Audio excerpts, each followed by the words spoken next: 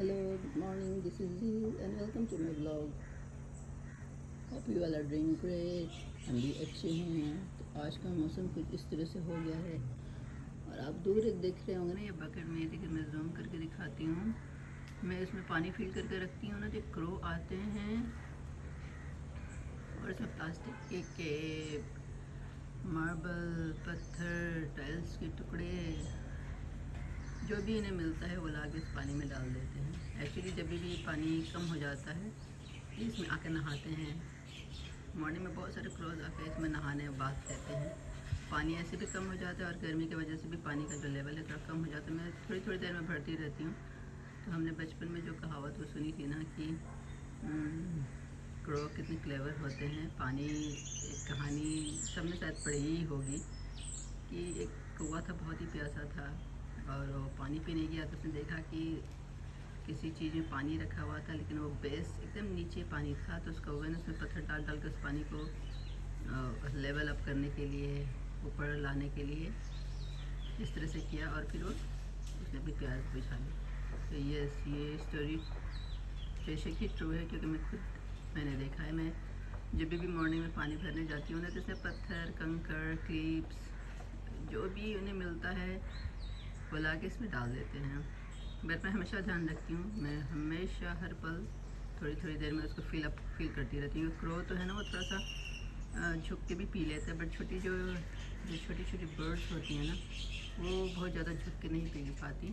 तो हम इसलिए कोशिश करती हूँ कि हमेशा उसका बकेट ये फिल करके रखूँ। मैं अर्दन पॉट या कुछ चिड़ियों के लिए वो बर्तन चाह रही थी, पर मैं मार्केट पे गई तो मार्केट में भी मुझे मिला नहीं। सी कैसे कैसे ये लोग पीते, मैं आपको जूम करके दिखा रही हूँ।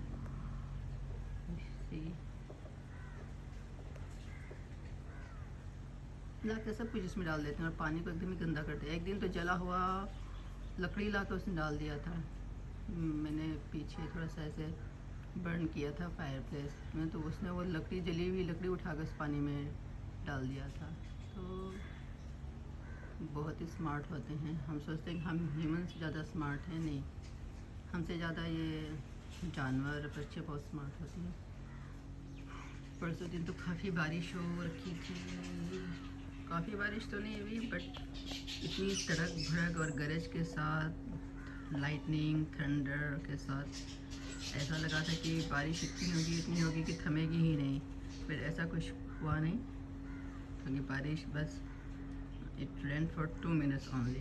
थोड़ी सी ज़मीन गीली हो गई, पर नेक्स्ट दिन फिर वही ज़मीन जब पूरी ठीक से गीली नहीं होती है तो फिर एकदम ह्यूमिडिटी और भी बढ़ जाती है। तो कुछ इस तरह से फिर से माहौल हो गया है। और हमारे आम वगैरह तो सब हम टूट गए, 1 महीने पहले ही तोड़ लिया गया था।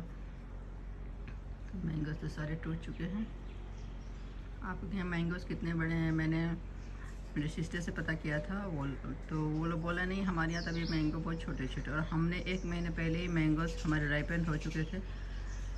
तो हमने तो मैंगो सारे तोड़ लिए। जामुन भी हमने खा लिया।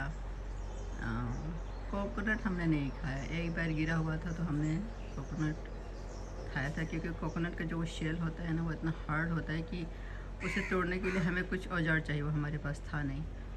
तो पर जामुन लोगों ने तोड़ा पीछे, वो एक्चुअली वो जामुन हमारा नहीं है, नेबर का जामुन है, बट कुछ लोग तोड़ रहे थे तो उन्हें हमें भी दिया था। तो बहुत ही यमी जामुन था। तो अपने बागीचे का यही फ़ायदे हैं, फ्रेश चीज़ें लगाइए, फ्रेश चीज़ें खाइए, और मज़ा भी आता है। प्लांट्स हम लगा रहे हैं, कितना बढ़ रहा है, उसमें फ्लावरिंग कैसी हो रही है, फ्रूटिंग कैसे हो रही है, तो उसका अपना ये क्रेज़ है। और सबसे मैं बेस्ट तो मुझे ये लगता है कि आपके माइंड को कितना बूस्ट करता होगा।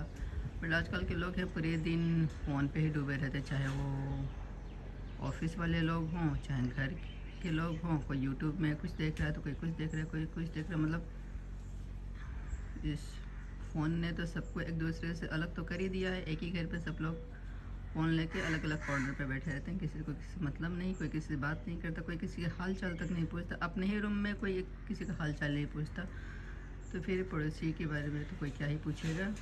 पहले हमें याद है, हम बचपन में जब हम होते थे तो हमारे यहाँ पड़ोसी आते थे शाम को, मम्मी लोग भी जाती थी उनके घर घूमने बैठने, चाहिए नाश्ता पानी करना, बट यहाँ मैं देखती हूँ कि बाजू बाजू में घर है, कोई किसी से मिलता नहीं।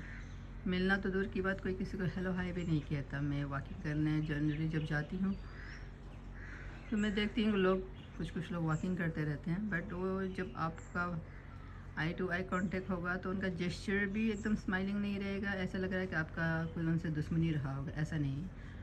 बट मैं ऐसे स्माइल हमेशा दे देती हूँ।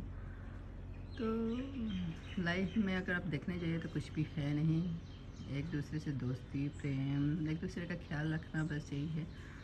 मैं जब हम लोग वॉकिंग करने जाते हैं तो हमारे राइट साइड में एक घर आता है, बहुत ही पुराना सा घर है, ऐसे खंडहर में ही तब्दील हो गया है लगभग। तो मैं जब वॉकिंग करने जाती हूँ, बड़ी बड़ी खिड़कियाँ हैं, खिड़कियाँ से एक लेडी हैं, बहुत ही ओल्ड एज की लेडी हैं, वो दिखती हैं उस घर पे बहुत, और कोई उस घर में दिखता नहीं। वो देखती हैं खिड़की के पास कभी खड़ी रहेंगी, और खिड़की के पीछे कुछ कुछ फेंका रहता है, बनानास के पील वगैरह ऐसी चीज़ें सब फेंकी रहती हैं। तो जब भी मैं जाती हूँ और आती हूँ तो मेरी नज़र उस घर पे पड़ी जाती है, क्योंकि विंडो के ना बहुत बड़े बड़े ग्लास हैं, उसमें कर्टन्स नहीं लगे हुए हैं, तो अंदर का भी सब दिखता है। बट मैं ऐसे घूर के नहीं देखना पसंद करती, क्योंकि उनको भी अनईज़ी होगा ना, क्योंकि जब इंसान अकेला और रहता है तो ख़ुद को बहुत ही एक सुरक्षित टाइप का महसूस होता है। फिर हम बहुत ज़्यादा घूर के देखें तो उन्हें और भी अनकंफर्टेबल फील होगा। कितनी बार मुझे ऐसा होता है कि मैं जाऊँ, पूछूँ कि उन्हें कोई ज़रूरत है, उनके बच्चे हैं या नहीं हैं, या बाहर रहते हैं। बट मुझे लगता है कि मैं पूछने जाऊँगी और उनको इनसिक्योरिटी वाली फ़ील आएगी, शायद वो अनकंफर्टेबल फील नहीं करे। बट जाने और अनजाने मेरी नज़र उस घर पे पड़ ही जाती है। फिर मेरे माइंड में ये आता है कि यही लाइफ है। माँ बाप अपने बच्चे के लिए इतना स्ट्रगल करते हैं, वो अपनी पूरी जी जान, अपना सब कुछ ही बच्चे पे लगा देते हैं ना। उनका सारा एफर्ट ही बच्चे के लिए होता है, पढ़ाना लिखाना, जितना वो बेस्ट से बेस्ट चीज़ें दे सकते हैं। उनका लगता है कि हमारी दुनिया ही हमारे बच्चे हैं। बट वो पेरेंट्स जब बूढ़े हो जाते हैं तो हमें वो बोझ लगने लग जाते हैं। सोच के बड़ा ही अजीब सा लगता है। मेरा ये मानना है कि ठीक है, आप बाहर भी गए हो, चलो हो सकता है बहुत लोग इसमें कमेंट करेंगे कि अब बच्चे क्या करें, बच्चे तो जॉब करेंगे ही ना, जॉब करने उनको तो बाहर जाना पड़ेगा ही। हाँ बेशक उन्हें जाना तो पड़ेगा ही, ये तो हम भी जानते हैं। बट अब जहाँ भी जा रहे हो, लंदन, अमेरिका, या अपने ही देश में रह के कहीं दूसरी सिटी में जा रहे हो, तो क्या आपको अपने पेरेंट्स के लिए एक आप नहीं रख सकते? उनको अपने पास नहीं रखा जा सकता है? कहीं भी आप जा रहे हो, लंदन जा रहे हो, पेरिस जा रहे हो, कहीं भी जा रहे हो, तो क्या आप अपने पेरेंट्स को अपने साथ नहीं रख सकते? उनको अपने घर में एक जगह नहीं दी जा सकती है? बट ये बात एक ही जगह की नहीं है, ये मैं हर जगह ये चीज़ देख रही हूँ कि बच्चे अपने फैमिली को लेके दूर बस जाते हैं और अपने माँ बाप, बूढ़े माँ बाप को छोड़ जाते हैं। मतलब उनकी लाइफ देख के मुझे बहुत ही अजीब सा और बहुत ही अजीब सा, फिर मैं खुद भी सोचने में मजबूर हो जाती हूँ कि क्या हमारी भी ज़िंदगी ऐसी ही रही होगी या कैसा कटेगा? क्योंकि बुढ़ापा ना अपने आप में ही एक बहुत बड़ा अभिशाप है। क्योंकि जवानी में तो हम ड्राइव कर सकते हैं, जा सकते हैं, आ सकते हैं, बना सकते हैं, कुछ भी कर, लेकिन बुढ़ापे में हम अपना बॉडी ही हम अपना नहीं संभाल पाते, ना हम चल पाते हैं, हमें सपोर्ट की ज़रूरत होती है। हम कहीं मार्केट नहीं जा सकते, डॉक्टर के पास खुद नहीं जा सकते, ड्राइव नहीं कर सकते, खाना नहीं बना सकते। तो मुझे तो ये बात पहले समझ में नहीं आती थी, लेकिन जैसे जैसे हम उस मतलब स्टेज पे जा रहे हैं ना, तो हमें समझ में आता है कि मैं तो यही कहूँगी, लगता है कि बुढ़ापा अपने आप में ही एक बहुत बड़ा अभिशाप है। तो प्लीज़ अपने पेरेंट्स को इस तरह से मत छोड़िए प्लीज़। वह तो हमारे घर की रौनक है, उन्होंने हमारे लिए पूरी अपनी ज़िंदगी लगा दी, तो क्या हम उनके कुछ बुढ़ापे का पल में क्या हम उनको हैप्पी नहीं रह सकते? मेरी तो यही सबसे रिक्वेस्ट रहेगी, जब देखती हूँ कि माँ बाप को बच्चे इस तरह से मिसबिहेव कर रहे हैं, मिसट्रीट कर रहे हैं, उन्हें धक्का दे रहे हैं, उनको अनाथ आश्रम में पहुँचा देते, तो बड़ा ही अजीब लगता है, बहुत ही अजीब लगता है। ऐसे कैसे कोई कर सकता। अब बात सिर्फ एक इंसान की नहीं है, चलो एक इंसान की बात होती तो लगता है कि अरे उसकी वो इंसान खराब है। मैंने तो देखा है कि 90% क्या 99.9% लोगों का वही हाल है। उनको पेरेंट्स बोझ लगने लग जाते हैं, चाहे वो इंसान अमीर हो चाहे वो गरीब हो। बहुत ही बुरी बात है, बहुत ही बुरी बात है। चलिए बाय फॉर नाउ। ये मेरे मन की कुछ बात थी तो मुझे मन किया कि बताऊँ। Bye for now. Thanks for watching, thanks for listening. See you in my next vlog. Till then keep happy, keep safe, keep smiling.